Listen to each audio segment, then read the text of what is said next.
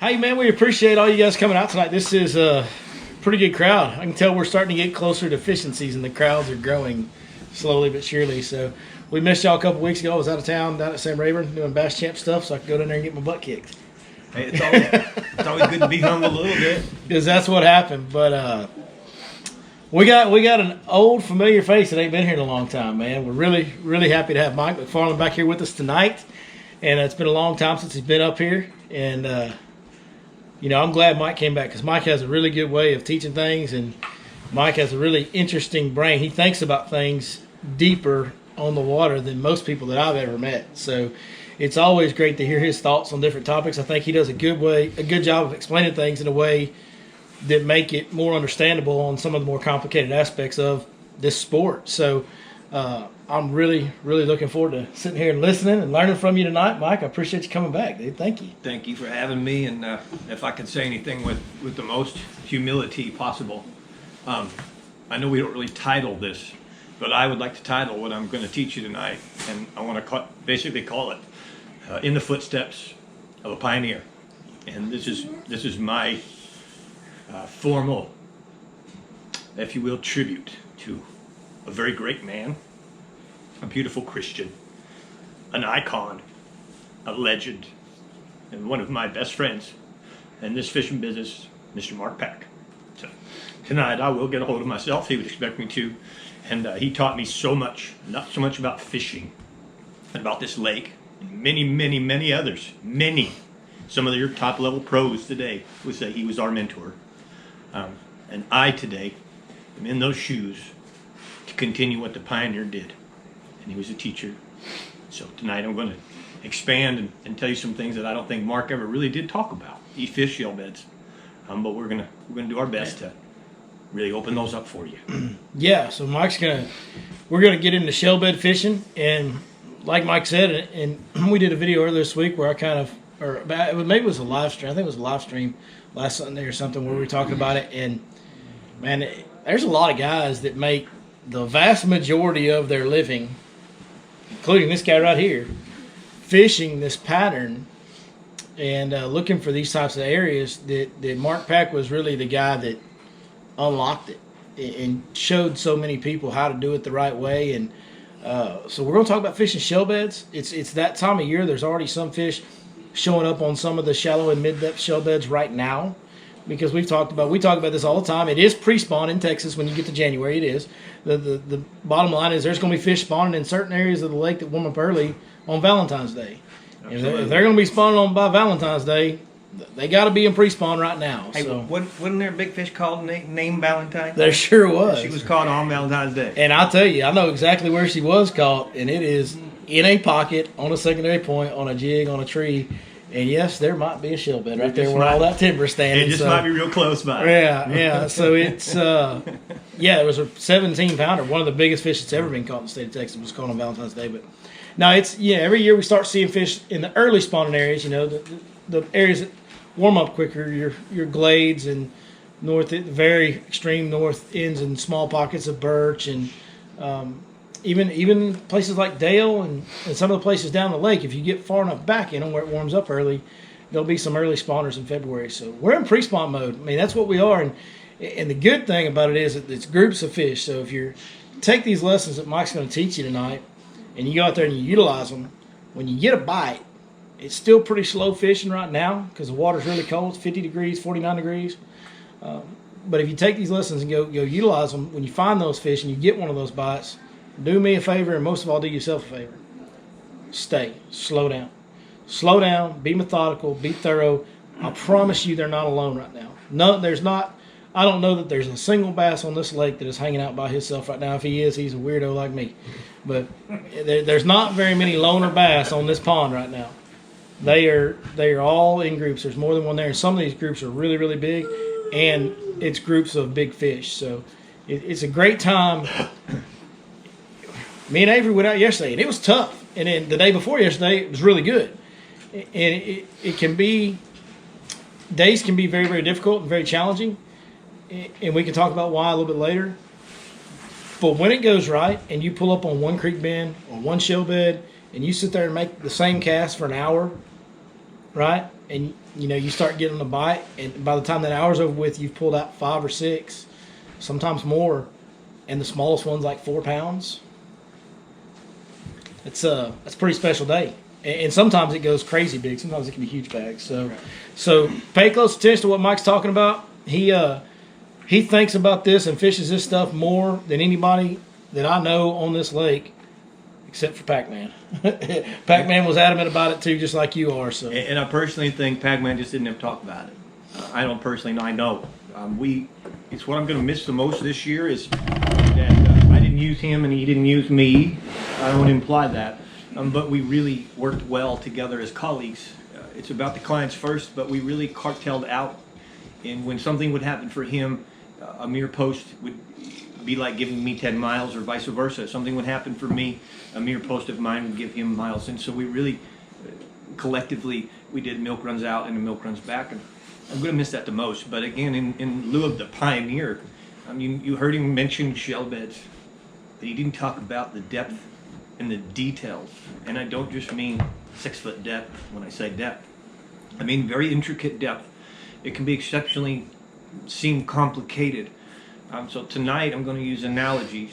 I'm going to make some simplified analogies that hopefully help the average fisherman, even the beginner, understand some of this stuff that can really sound like rocket science.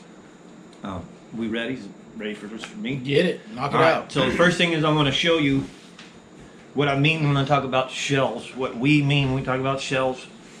In fresh water, there are 4 types of shells. Right now, Lake Fork has 2 of those. The quagga mussel and the zebra mussels are out of our equation for this time.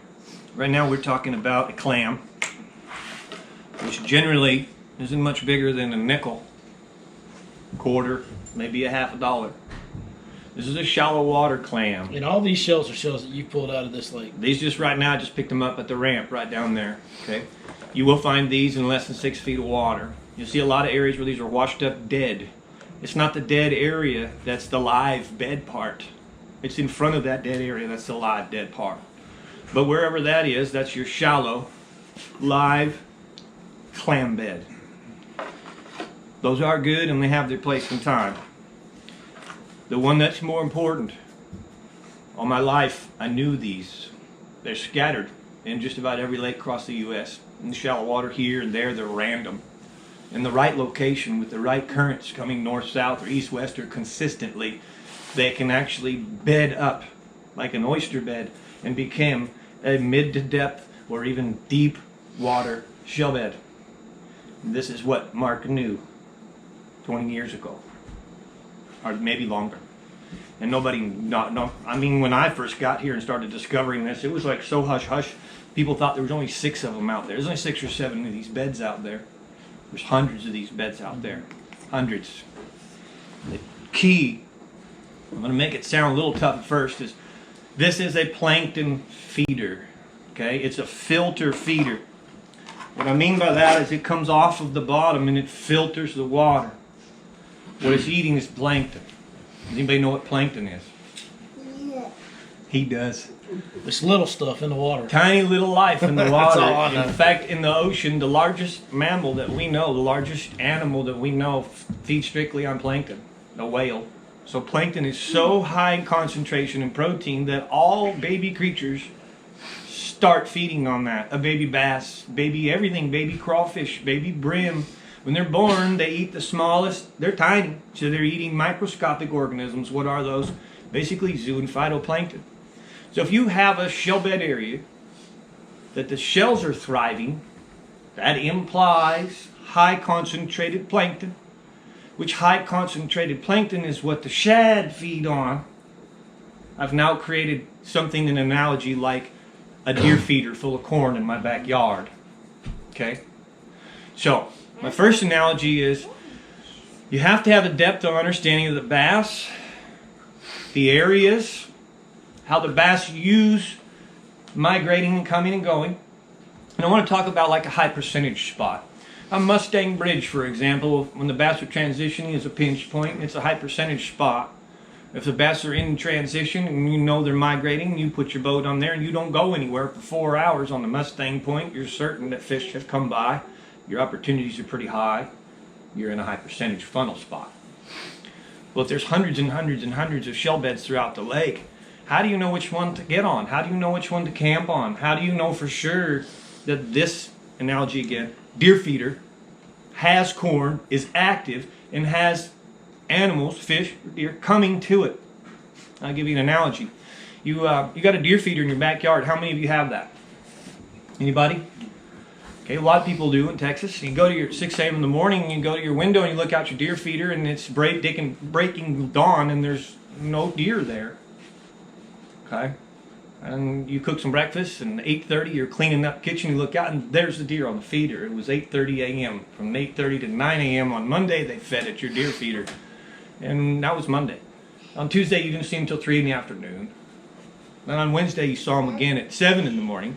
You see what I'm saying? This feeding time isn't right. It's not like you and I. I get up at 6 o'clock every day. At 6:30 I'm eating breakfast. If you were fishing with Mark Pack, I guarantee you were going to go out at 7. You were coming back at 11 o'clock for breakfast, lunch. I mean, okay. You might go out at 8. You might. You might come in at 10. My point is, if the bass ate at 6 a.m. every morning, we'd all catch them at 6 a.m. every single day. So now back to these shell beds. Doing some homework and understanding how to find the shell beds, and I don't have time to give you all this, is part of this lesson. So now you're going to understand how to find the food source, the shell bed, whether it be a shallow shell bed, a mid-range, or a deep, and that changes throughout the year. First thing is we found the shell bed. The second is to identify anywhere that those fish are going to come from. They don't live in the shell bed. The deer don't live in the feeder, do they? Where do the deer live? In the woods.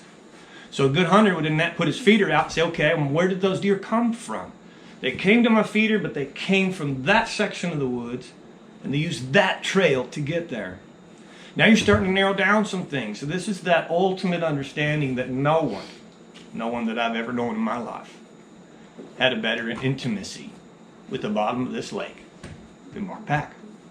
So when he could go out and look in sonar and find a shell bed in 18 feet of water that had bait fish on it, okay, he knew, hey, son, that deer feeder there is full. It's just spit as corn. Boy, all we got to do is camp on this thing for a little while. Son, I don't know when they're going to come. 7 o'clock, 8 o'clock, 9 o'clock, 10 o'clock. The hardest thing is to sit there and camp on it. Okay? You camp on it long enough, make the right calls, and that's difficult sometimes. And you're going to be wrong sometimes. You're going to be wrong sometimes, no doubt about it. But as you begin to put this bit of the puzzle together, and now I'm going to elaborate some things that I know Mark never talked about that will help. Okay? So if that kind of gave you an idea, why would I camp on a shell bed? And how can I choose an active shell bed? Because that's what it needs to be. If you camp on it and it's not active. So here's some questions you ask yourself. First of all, I never, ever, ever make a plan for tomorrow. Someone says, where are we fishing tomorrow? I don't know. Why? Because I got to see which way the wind's blowing. Bro, sometimes I'm driving halfway down the lake and I have to turn around and go the other way. If I make a plan, I'm already goose. I'm playing God, because in the morning I'm gonna start leaning out and do just that. Go, hang on, guys, I got to make a new plan. Or he drives around out of habit. Sure. Sometimes. So first thing is I got to look at it. What's happening now? My mind starts to process in the hundreds of different possibilities and the angle that's coming. Which one of these, possibly say 10 shell beds, could be activated? Yeah. I'm now going to go visit those. Now, with today's technology and things, this is what's amazing about Mark. Mark did it 20 years ago when the sonars weren't near what they are today. Okay? Today's sonars are pretty cool. You can do some quick side scanning and see if the bait's there. Generally, some of the shallow shell beds, for example, live scope and all this stuff, but there's something better. There's something more unique. There's something that even confirms it more. Hold on, dog. Did you say there's something better than live scope? No. Well, yes and no. Okay. You gonna give the entire fishing industry a heart attack. If you add my, so anyone that's got live scope uses what I do in my theory. It's lights out. So here's the thing, and that deal is a bird. That deal is called a loon.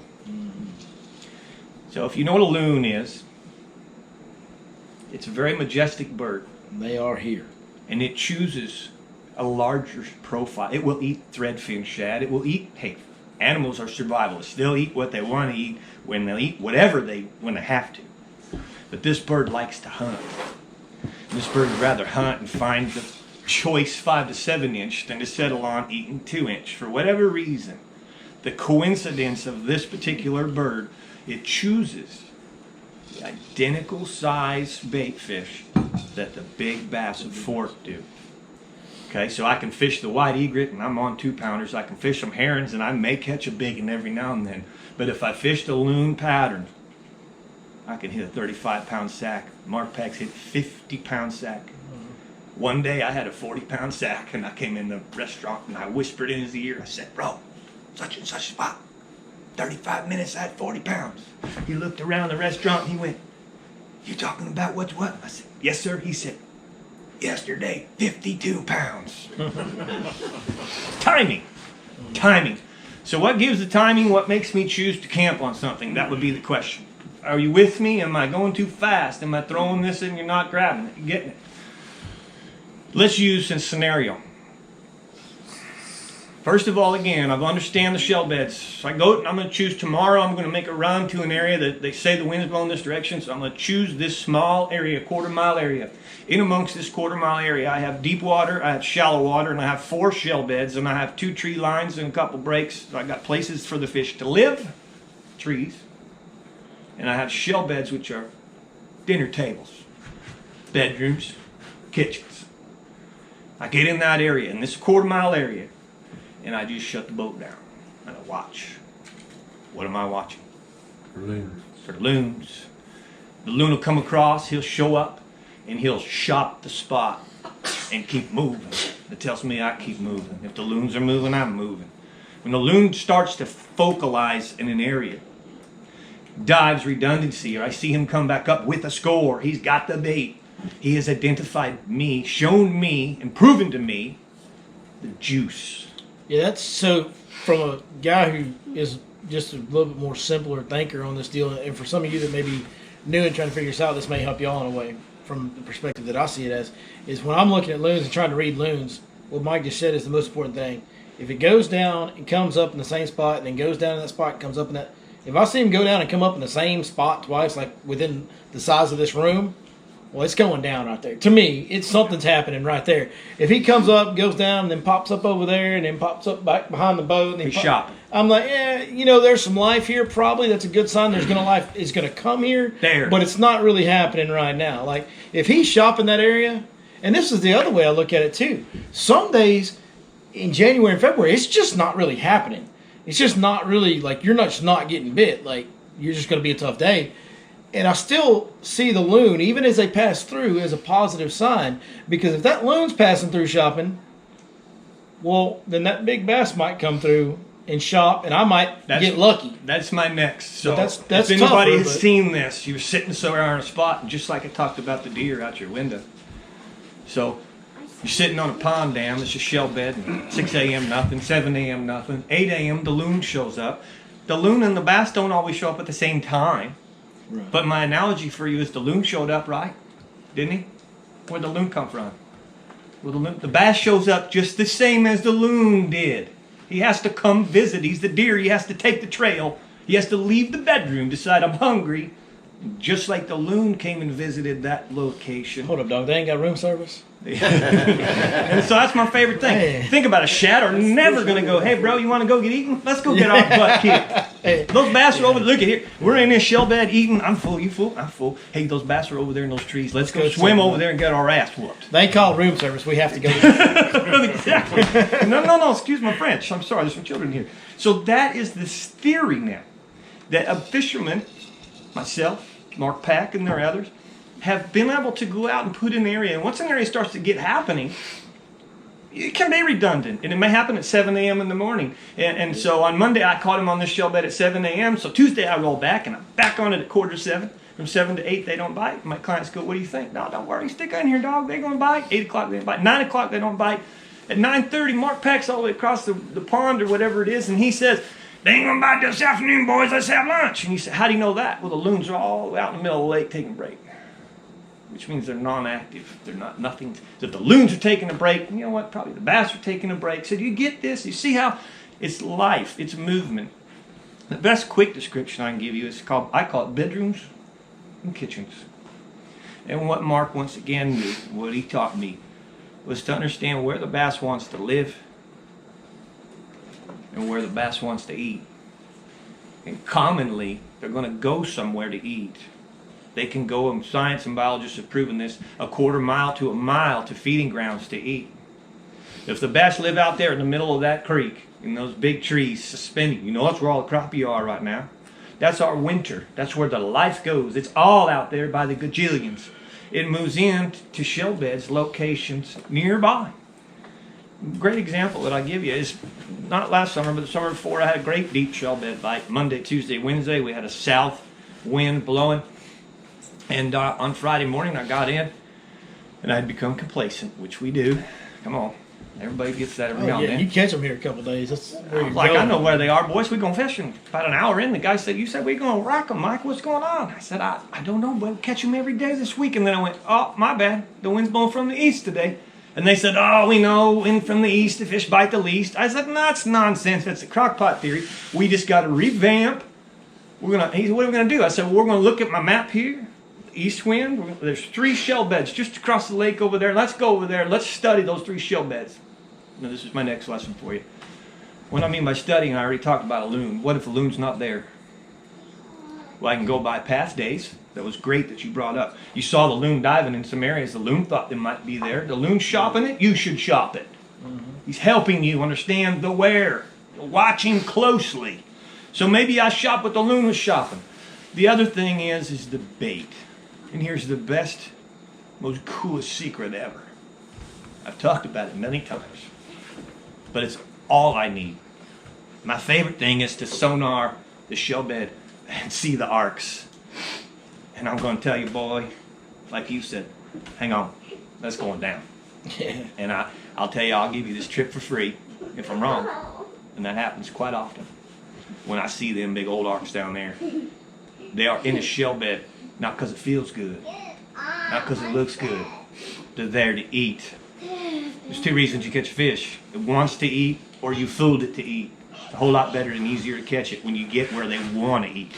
Now, for clients, the beginners, young ones, it's not about skill or talent anymore. It's about getting that bait where it needs to be to get ate. That makes it easier. This is why Mark guided that way. Simplified. Anyone, when it's in the right place, and not downgrading it, can get that big bite.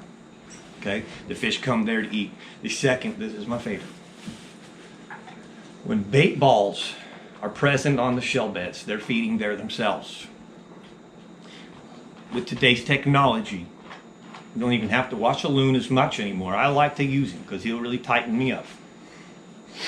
But I want to look at those shell beds, and when I see those bait balls round on the shell beds, it means nothing has been attacking that. It doesn't mean that I may have to opt and camp on that. If I look at 10 shell beds and 9 of them are empty and one of them has only round ball, then I got to choose that one. But if I look at 10 shell beds, 3 of them are empty. 2 of them have round balls of shad. 1 of them has broken, elongated balls of shad. Which one am I going to fish? Broken along, because it means something has just busted that. Those have been being beat up. So remember, when you are looking at these shell beds, look at them different. Look at them as a dinner table. Look at them as a deer feeder. And if the shad are present this time of year, the bass are probably going to come sometimes 2 or 3 times a day to raid them. And that's what's happening. It's a raid. And if you're there on the raid, on fork, you get your arm hurt sometimes. That was Mark Pick's favorite spot. Hang in there, son. Hang in there, son. You're going to get your arm hurt. And when it go down, boy, it go down. Boy, would it ever.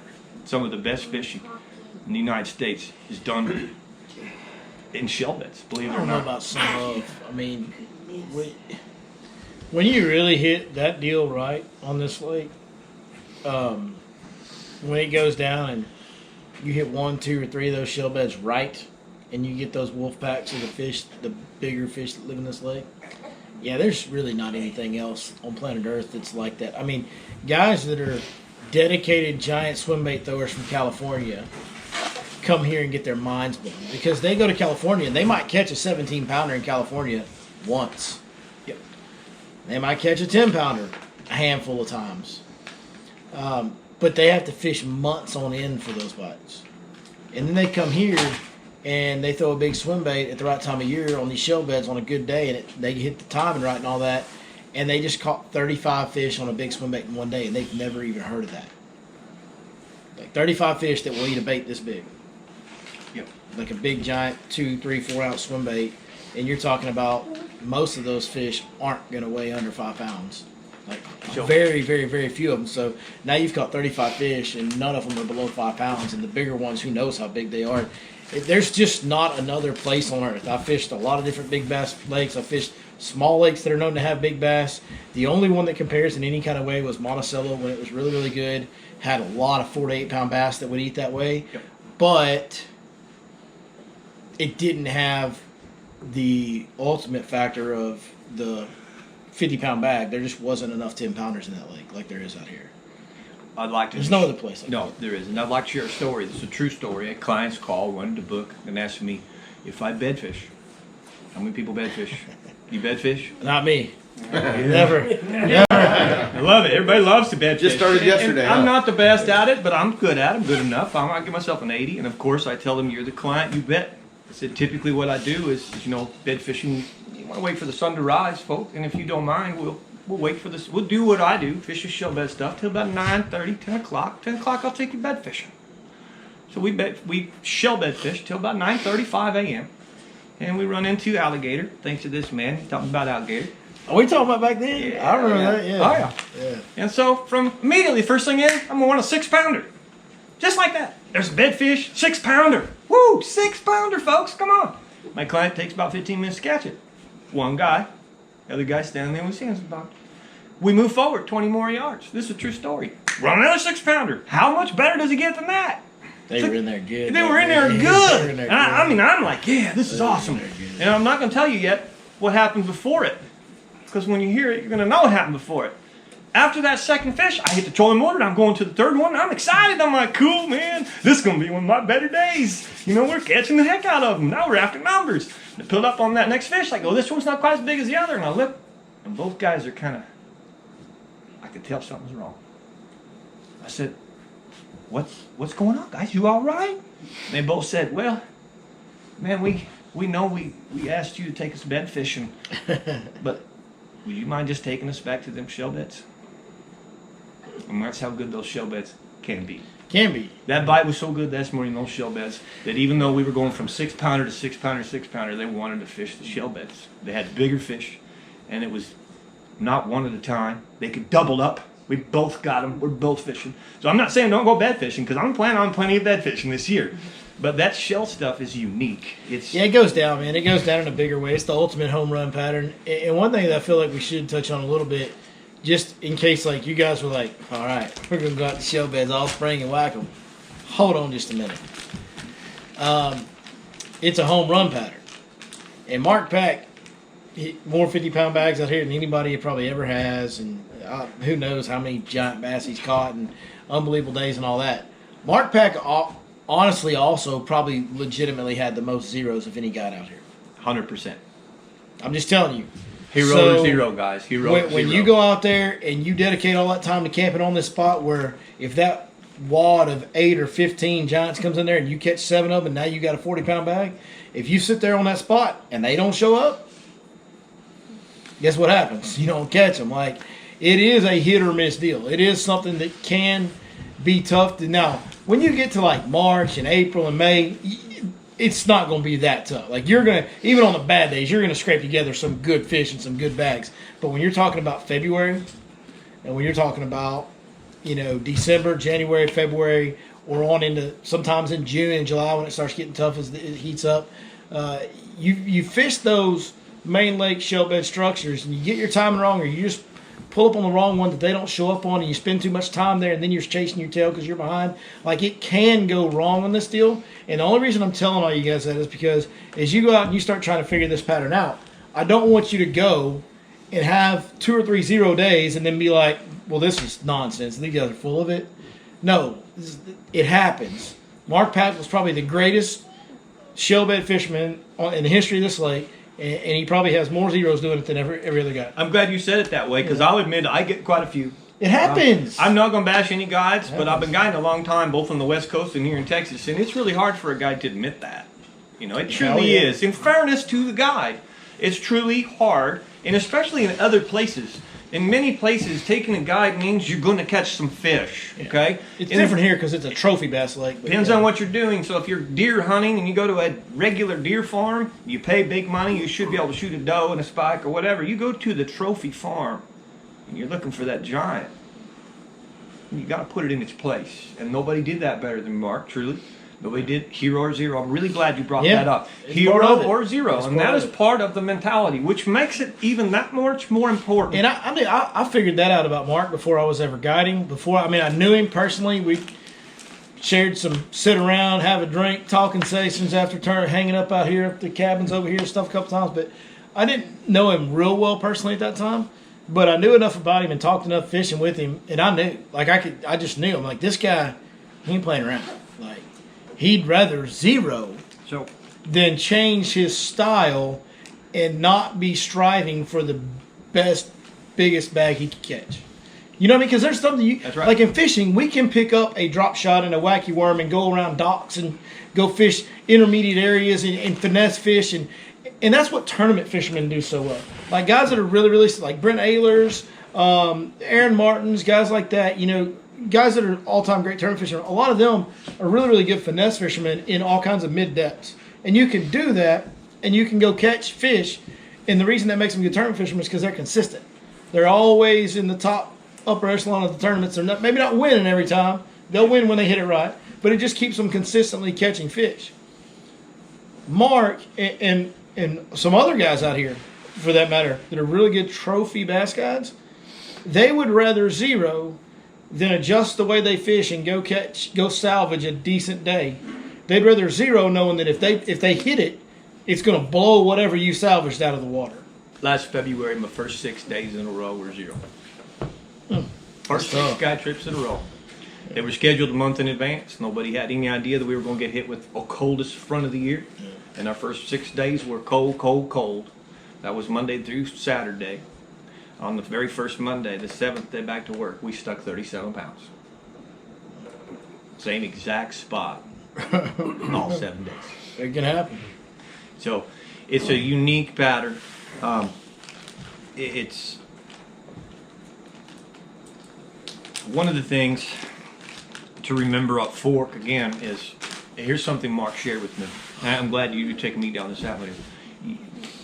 When you book a guide, always determine what label with that guide your expectation. Talk to them. There's nothing wrong with coming to Lake Fork and saying, I want to catch a bunch of fish. Okay? That's right. I want to catch a bunch of fish. Don't book me. I want to catch some more. All right. Yeah. So, and I want to give you an analogy. Mark Pike was here for 35 years. Yep. I've been here 7. In 7 years, I've learned real quick that if I want to go catch some fish right now, I can take my boat, go launch at the Hideaway up in Little Caney, get up in Little Caney and hit the mute button on Little Caney, dog. What are you doing? Stay up there. Wait till you hear this. You're going to love it. Stay up in Little Caney, and I'm going to catch them. Matter of fact, a week ago Monday, I had a 12-year-old boy catch a 7-pound 10 ounce in a creek swing. All right, brother. I can remember about 4 years ago I learned that. But one day I heard Mark Pack didn't do so good. I called up my buddy. I said, bro, all you got to do is go up Little Caney, man. I'll catch him up Little Caney. He said, son, I've been here 30-something years. You know how many times I've been up Little Caney? I'm sure how many. 0. You got no business going up. I can remember. You got no business going up Little Caney, son. He said, you getting higher than that Hideaway, and you ain't gonna catch no 15-pounder. He said, you might catch a 10-pounder during the spawn, but them big fish don't live up there. They don't go up there. Why? They dang sure live in the lower 2/3 of it, though. They ain't got the deep enough water. They don't have the sustainability. They don't have bedrooms and kitchens. They don't have shell beds up there. A little bit. They don't have all the sustainability that the fish needs, which is shallow water, deep water, trees, a home, bedrooms, and kitchens. Remember that. Today, with a lack of grass, this lake is evolving so much into bedrooms and kitchens that all I got to do out there is either go find the kitchens, which have shad, or even better now, use the live scope to find the bedroom. I found the tree. I found that big old oak tree. Look at all them bass in there. Doggone, me and Billy sat on for 4 hours. We couldn't get but 2 bites. Well, that's the bedroom.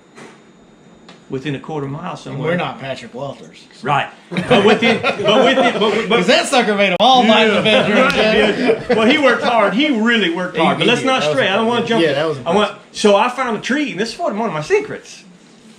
And I know them so well now, the bedrooms, that I go, what does Mark do? What do? I go looking at the bedroom. The bedroom is full. They're in the trees. Well, boys, it's going to be a little tough right now. They ain't eating. But I can look and go, okay.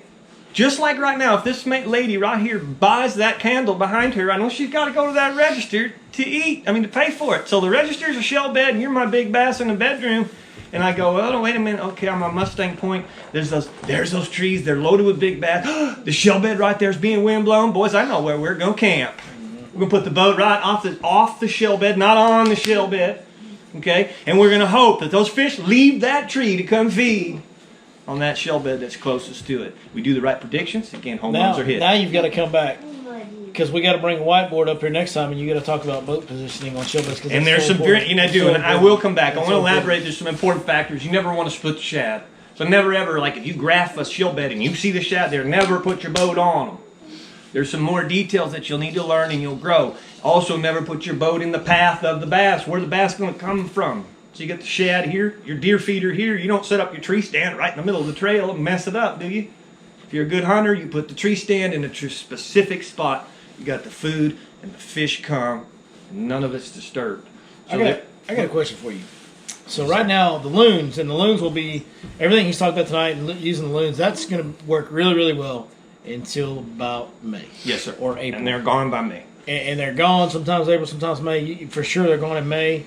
So when we get to that time of year, there's still a lot of shallow fish on shell bed type areas in May and June. Absolutely. And sometimes in July in the right conditions. Absolutely. What are our key deals to finding the best active shell beds when the loon's gone? Blue heron.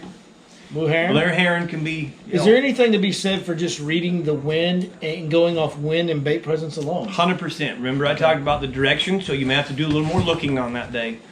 For example, I can go out now and have an idea of where I'm looking. Begin looking, and I don't realize this, but I'm wrong. I see the loon dive, and oh, wait a minute, the loon, they're much shallower than I thought. So I was thinking 12 to 18. The loon shows me within a couple of dives that's 5 to 7. The loon has redirected me.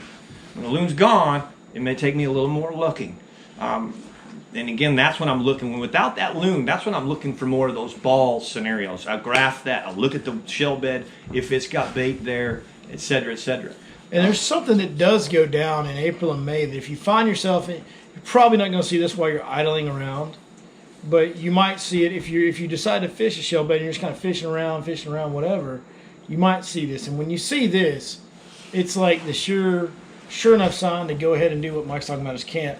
Is if you see a shad about the size of your hand go skipping, not just a little calm little tail slap. When them shad come up and just slap the surface, man, that's not being chased. That's just a shad being a shad. But when you see a shad go skipping along the surface of the water, something is on his rear end. Yes. In a big way. And when that's happening, that tells you not only there are probably big bass there present, but they're so present that their jaws waking behind that sucker, right, getting him out of the... He's so desperate that he's trying to leave the water over and over again. So that means that they're really, really active. And that's when you might want to go ahead and drop them poles or whatever and stay there. And those are we talk about. Billy doesn't miss very many signs on the water. Our pack doesn't miss signs. I don't miss too many signs. It can be a simple seagull diving. Mm-hmm. I've been on a spot, camping on a spot, drying it out, telling them we're not going to move here. This is it. And then all of a sudden I'll see simple seagull dive and go, wait a minute, that seagull hit the surface over that road bed and there's a little bit bigger shell. Let's go look. And that seagull cued me into something. So the other thing that I didn't discuss, and I would like to, if we can, are we got to kind of closing yet? Or No, keep man. going? Who's ready to go home? Keep talking, Mike. Let's go. I want to talk now, about... I will tell you at some point we're probably going to have to cut him off. Yeah. I want to, in lieu of the creator, again, like I said, in the lieu of the pioneer, some of this can be really complicated. So now Mike has thrown this out there for us to find a shell bed and understand the A, B, C, D of the fish. And man, that might be a little more complicated than I'm still capable of. And then Billy wants me to go throw this giant swim bait, and I'm not sure that this is something I have. Well, remember, as a fishing guide, probably the hardest job is to configured to what your clients can do. Something more simple sometimes for a beginner or a young child is a lot easier than pulling everybody's hair and being discouraged when they fail at what you're trying to show them how to do. So, one of the best there ever was, Mr. Mark Pack. Why did he love the ball and chain? Anybody know what I mean by ball and chain? C-rig. Carolina rig. Yeah. Because it's so easy. Okay? It's so easy to use. And I want you to think for the first time ever that a Carolina rig is not a ball and chain, and it's not meant to just drag a bait behind the boat. I want you to understand that Mark's two favorite baits were his creations, and they were the big one, the 7-inch Super Shad Impact. He had two favorite colors, man. There were other colors, but the grind, when the grind was on, the grind was real. He would throw Green Pumpkin Magic, and he'd throw Disco Violet. And if you ever knew him like we did, we watched these in the bottom of his boat by the hundreds. At the end of the week, he'd hit him the trash, and you just couldn't believe how many of these he'd gone through. On a Carolina rig, this behind it is a weightless jerkbait. It'll even walk. It'll kind of, if you're just like slowly dragging a Carolina rig like this, that bait kind of does this. You do it right, and you can swim it. It can imitate a glide bait. Yeah, I was about to say, that's what I was just, let me see for a second. Yeah, If you look at that joint, that's designed exactly like a hard plastic glide bait is. And at a slow, steady retrieve, a glide bait does this. And this still does the same thing. And a slow, steady retrieve with a glide bait, when you kill it, it goes and dies. So is this. So I want you to realize that this is not a bait to just drag behind the old ball and chain. Think of tying a light weight. Think if you tied this weightless all by itself and you went in the back around some grass, and Billy would be excited with you because he loves grass. And you fish this weightless. There's grass in there? Yeah, right. You fished it weightless, which meant you threw it out, you pause, you let it sink. You don't feel anything when it's weightless. You hardly feel anything. And then you twitch, and you pause again, and you're watching your line, and you're waiting for it, and it's weightless, like wacky worms. It's weightless presentation, the most effective presentation to date. Wacky, weightless, natural. If you're just dragging this like a ball and chain, you drag it fast, you drag it hard, yeah, it might twirl, it may do some things, and you may never catch it because you're dragging it. If you think jerk bait, and I've only attached this weight in front for my casting abilities, now I can fish a jerk bait anywhere I want to. I'm going to say this. Patrick Walters had one heck of a time with jerk baits and treble hooks hanging. He could have done this, and he would have caught them too. Just my opinion. They were eating a shad type bait. He could have done this, but the fact was he found them. He earned that win. He won. What an accomplishment. What a deal. And I'm going to stray from that. So live scope, guys. I know we got one right here. If you're out there live scoping and you think you need to throw a jerk bait, but you're getting hung up and get the old limb brim bite too much, you take that right there, like Mike's talking about, and you look at those fish on your live scope, and you throw this out there with this big one, and you go to twitching it like you do a jerk bait, and this thing will show up like crazy on your live scope, and you can literally watch those fish come up and follow your bait as it slowly falls, and you can twitch it up, and that sucker will jump up and they'll follow it, and you can learn different tweaks, different twitches, just like you would with the jerk bait. If you watch Patrick Walters and you watch his hands, it was whop, whop, whop, whop, whop. See what I'm doing? So what he would do is he would snap, snap, snap, snap, snap with that jerk bait, and when that fish would leave that tree to come look at his jerk bait, he would stop. And do little subtle. You can do the same thing with that right there. Change your twitches, change your cadences, play with the violence, the erraticness of your twitches until you figure. So live scope, guys, this is a great tool that you don't hang up. Exactly. It can be rigged weedless. Yeah. Remember now, beginners and things, this is really easy. The number one way, Mark would teach it. And believe me, we fish this in 30 feet of water. Sometimes we put the boat in 6 feet of water, power pulled down, and threw it to zero. Why would I throw a 4-foot ball and chain, 4-foot leader,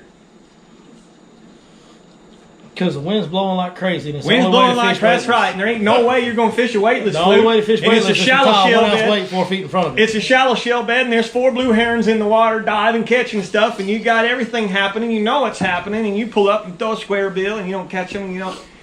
Mark Pack comes in with that ball and chain, chucks this thing up there. What do you think it's doing in that rough water?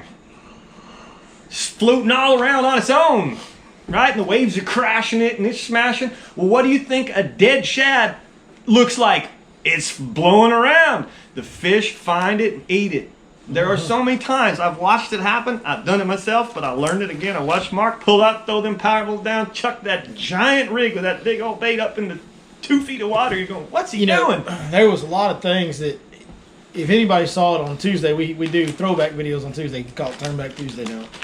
And so for this week, of course, with Mark passing us last weekend, we were one of the things that I'll always hold in my highest regard was that I got to do 3 different seminars with Mark Pack by my side, just like Mike is tonight. And I put all those together, and there's an hour and a half of Mark Pack sitting here just like we are in this same spot talking fishing, and it's posted on our YouTube channel. We posted it up Tuesday, so I'd encourage you to go watch that. But as I was putting that video together, I got to hear an hour and a half of Mark Pack talking fishing. And there was so many things, and the deal that I came away with at the end of that thing, watching him talk 3 different times a year. One was in this time of year, one was in May, and one was in September. And what I came away with was he was so detailed. One of the quotes in one of those seminars was, a lot of times, it's not that the bait you're fishing is wrong. It's the way you're fishing it. He was so creative and so detail-oriented about how he fished different baits.